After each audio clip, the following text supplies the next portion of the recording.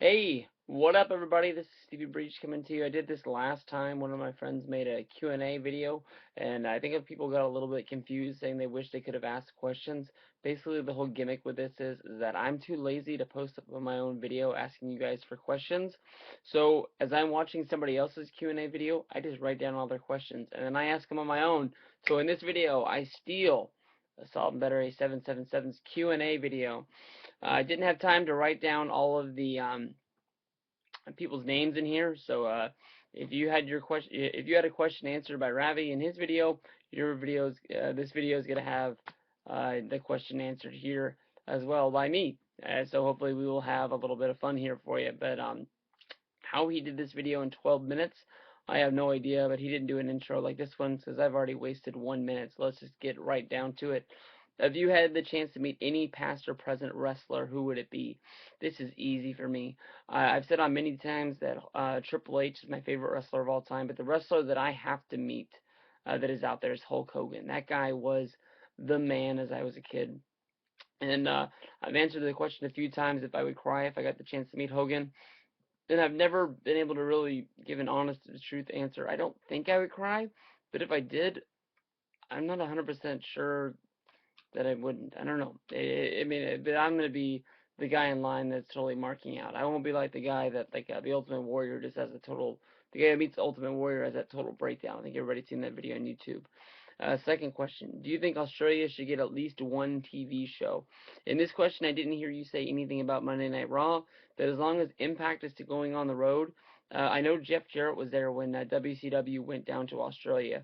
WCW wasn't doing huge business, but WCW took a huge trip down to Australia. They did a huge tour down there, and it was one of the only times that they made money in the year of 2000 doing shows. The only problem is that WCW did it like WCW does, and they spent all the money and plus some that they made on that trip, and it ended up being a big loss for them. But everything that I've ever read about that trip is that if WCW would have, not done it as such big and extravagant tour, they would have made a lot of money and probably saved their year and made it come out in the red because they were doing such big shows, doing big venues in Australia. That maybe TNA should head on down there. I know one of my good buddies that I used to talk to a long time ago, Ross. He lives in New Zealand. I think this is where he lives. But he said that when WWE goes down there, they always send like the lesser of the less wrestlers. The big guys normally stay in the States and don't go down there. And he was saying that he wouldn't go to the show because he didn't want to see Matt Hardy wrestle MVP in the main event of a show. I don't know. If the people in Australia and New Zealand down there, I think they're big enough wrestling fans, they're not going to care what's going down there, and they're just going to be happy enough to get whatever they can get. But in my mind, TNA Impact should take a page out of their book and head on down there and do it. Why WWE doesn't do it, I don't know. They've done shows in Japan. They did the UK tour every year. It would be fun to see a show from Australia because those guys are. That's the one fun thing about seeing the UK shows every year is that you get these fans that a good there's a good chunk of fans that come off of YouTube that go to WrestleMania when it goes to here, and they're real good fans. But there's a ton of fans out there that don't have a chance to go. They don't save up the money, or they can't save up the money. There's just a ton of money to head overseas. Any of those UK people that come over here, I give them all the respect in the world. Just to buy the plane ticket to come to WrestleMania is just a god awful amount of money, and you got to give respect to those people. But Australia, you guys deserve a show. Why not? Do you think TNA will ever dominate WWE in the ratings? No, there's never going to become a chance because I think Dixie Carter will say publicly that she wants it to get there, but they only have a limited amount of money to get them to where they're at right now. And just from a common fan flipping through the channels, WWE is going to get that common fan just on production value alone. It's going to be what swings that fan to go their way. They could have the best wrestling in the world, but if it looks second rate, it's still second rate, and people are going to go with the other company. Who do you think the fourth member of the Shield would be? I think the Shield has made a name on their own. I think when they first came in, they were the lackeys to CM Punk. They were the lackeys to Paul Heyman, coming in and beating up The Rock, and then sort of like that Brad Maddox thing sort of broke them apart, and it sort of like left a hole in the storyline of my book why they still weren't together in some part. But I think the Shield is broken up on their own. They don't need a CM Punk or a Randy Orton or anybody like that. That would have been cool. If a fourth member comes along, it needs to be another new guy joining to the group that nobody knows. It's sort of, you know, mysterious and can add to the group. I don't think they need to really put in there anybody in there like that's on the main roster now. Just you know, bring up somebody um like Chris Hero, Cassius Ohno, or something like that. Any of the other guys from NXT. I don't think any of the superstars that are on top now need to be on there. And I don't think anybody wants to see anybody like as you can see from last week. There's not a lot of people that want to see a guy in the mid card or low mid card saved by being added to a group such as like Michael McGillicuddy being added to the Paul Heyman guy deal. Do you think Paul Heyman is better with Brock Lesnar or CM Punk? I'm going to say that he's better with Brock Lesnar. For the one part is that Brock Lesnar is more scarier when he doesn't talk. If you can remember back to SmackDown when he was his own mouthpiece back in the day and he did his own promos as a face, he came off like an idiot. Came off like a moron. We don't need to, you know, hear him say much. It was really intimidating when he was walking through the WWE offices. You know, just saying yes, no, answering Paul's questions with one word. Um, with Paul being able to just run his mouth, he's gonna make anybody look like gold. And CM Punk, to me, with Heyman out there, he gets to say everything what he wants to say, but at the same time, Heyman then is sort of like taking a back step. It's like why he's even there. You know, it's fun to watch him during the matches on the outside, but when they do promos and stuff like that, it doesn't make a whole lot of sense why Heyman's out there because you don't need him, and that's one of his strongest points, talking. What is your favorite Royal Rumble? My favorite Royal Rumble would have to be Royal Rumble 2000. That was a real fun show. Mick Foley versus Triple H. 2002 would have to be right behind it. I was lucky enough to be at it live. What's your favorite WrestleMania? I have to be a homer on this and say my favorite WrestleMania is WrestleMania 26. That was an awesomely fun show. It was my first WrestleMania. I will always have a special feeling towards that. How I think that WrestleMania 18, WrestleMania 16, both of those are two of the best WrestleManias as far as the you know the biggest matches, the biggest moments. But there's things you can pick apart on that doesn't really. Like some things aren't that great. If you can go back, you think of the tag match with like the Acolytes tagging up with Taz. That didn't really make a whole lot of sense. Then you have Test versus Eddie. It wasn't that fun. Stuff like that. Not that fun. Favorite SummerSlam would have to be SummerSlam 2002. Favorite Survivor Series would have to be one of the early ones, like Survivor Series 1990. It's probably my favorite one with the Ultimate Survival match. Hulk Hogan and Ultimate Warrior tag teaming up with Tito Santana going up against the whole DiBiase. No, DiBiase was the can't remember. DiBiase's on the team, but was it his team that was the Ultimate Survivals? It was 4-0, and they're one, and then they had somebody else. But that's my favorite. That you know that whole 1990 1991 is some of the best stuff you ever see. Why did I not say SummerSlam 91? So fuck that. 2002 is a good show, but SummerSlam 1991 is the best pay-per-view of all time. That's the best SummerSlam. Uh, how much longer will Cena be on top? Cena's going to be on top as long as Vince McMahon wants him to be. At this point, he hasn't even come up with a guy that can take over that number 2 spot underneath him. Randy's been it for a while, but that's sort of by default, and he hasn't even really got a push in a long time. Sheamus has been a guy that's been rumored to be there, but I don't think there's going to be a whole lot of fans pouring up behind him. I think you can get a lot of the foreign fans to put behind him, but you don't see a whole lot of American fans that are really strongly behind Sheamus, saying he's their number one favorite guy that's there, and I can't even really think of anybody that's really close behind that. Which TNA wrestler would be the biggest success in WWE? Honestly, there's nobody on the TNA roster that's going to be a huge success in WWE. If anybody's even going to be close, it's going to be Consequences Creed, because he's been through NXT for so long that people might not even really remember that he's a TNA guy. If you can think of the guys that came over from WCW, not many guys really got a chance to become their own guy. Yeah, Booker T became a Hall of Famer, but that was also he was there at a point when they really didn't have anybody to step up to the spot on SmackDown, and he became that World Heavyweight Champion, and he got his time to shine. It's sort of like how Triple H didn't want to work Tuesdays kind of shit. They didn't have anybody to put him there, so he got risen to the top like that. But if you get a guy like James Storm or Robert Roode, two of my favorite guys, they're going to be pushed to the back just because they're TNA guys that Vince McMahon doesn't want to push because it's not somebody that he really created. Um, how many WrestleManias would you go to?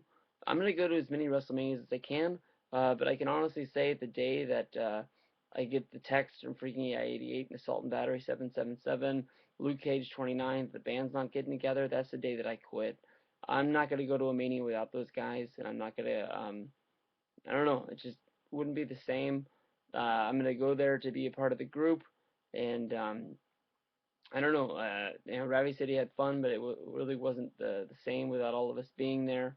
And I just, I honestly said that I really felt bad, like I let him down by not going this year. I know that sounds funny, sounds stupid, but that sounds truth. But if we go all the way to WrestleMania 50, we go all the way to WrestleMania 50. If we go to this next 30 and that's the last one, like Ravi says, if it's not in Canada and not in California, I can be fully behind that. I mean, I wouldn't bat one tear. I can sit here, order on TV.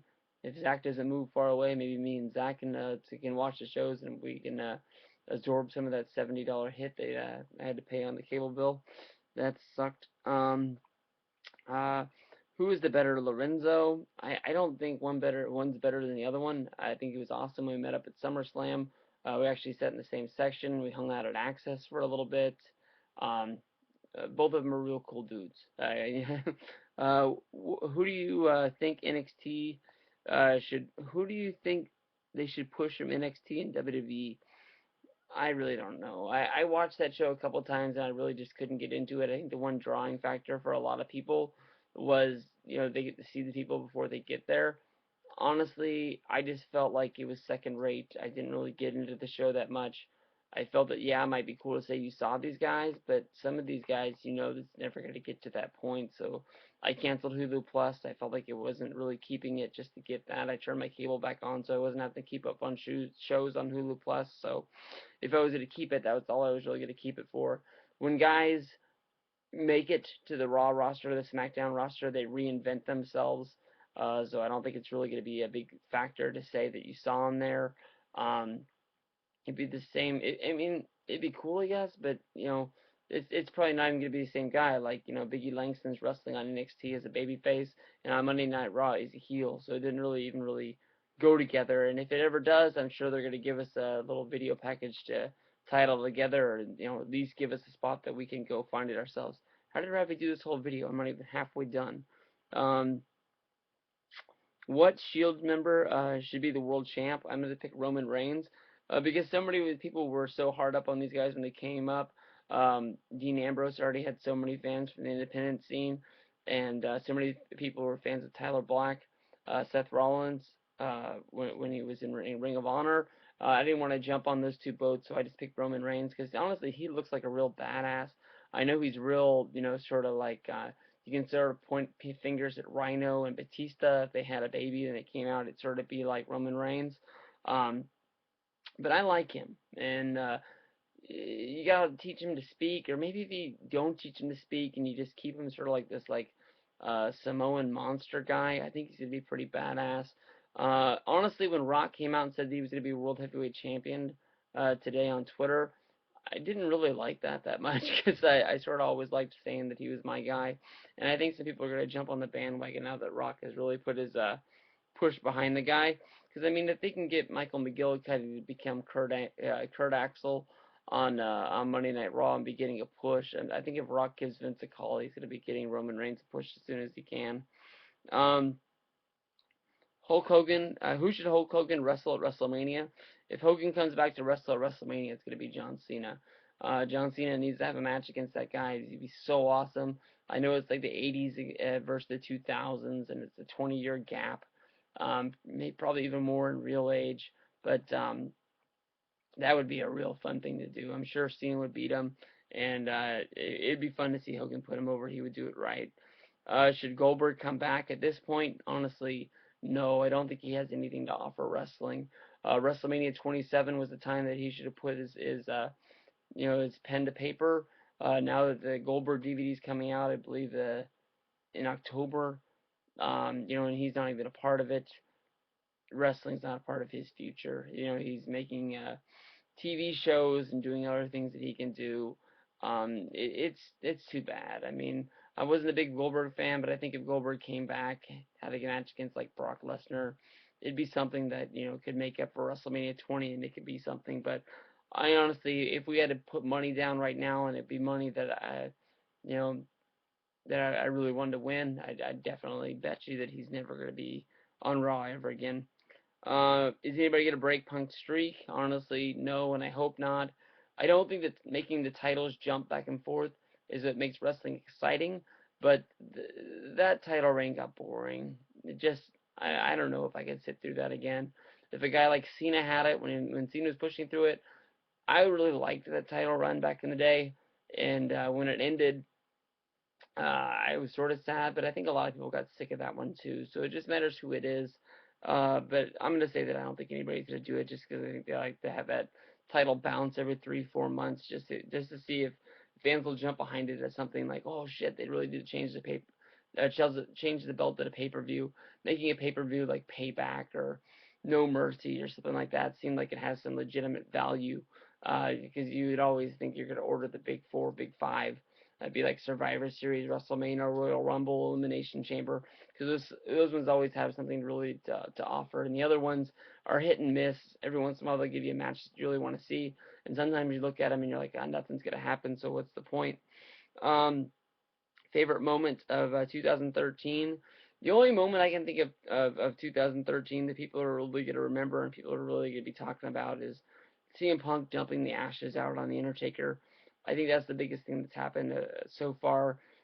Second to that, I think is going to be Cena beating The Rock. I think that's actually going to become a bigger moment in the long run because that's going to be on so many DVDs, and it's going to be seen so much. Like as far as dumping out the ashes, it'll probably be on like an Undertaker documentary or maybe another CM Punk DVD, and that's about it. I don't really see them showing it on TV ever again. I think it got a huge shock value, and I think it sort of worked against them in the long run. Uh, what got you into wrestling? Just angles, storylines, wanting to see what happened next, watching shows like Superstars and All American Wrestling on the weekends, um, having it feel like you were watching a rock star and you're watching something that mattered. I liked watching baseball. I liked watching basketball as a kid.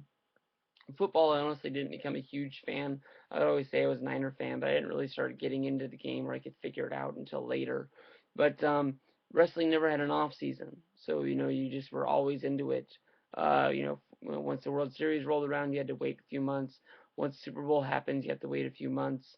Um, there's no off season to wrestling, so I mean that keeps you going into it.